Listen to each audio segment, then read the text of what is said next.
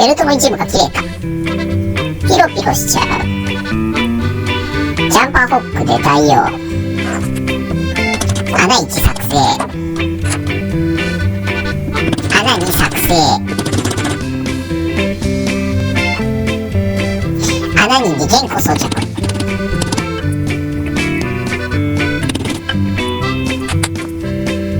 穴1にバネ装着。安物で入んねえ。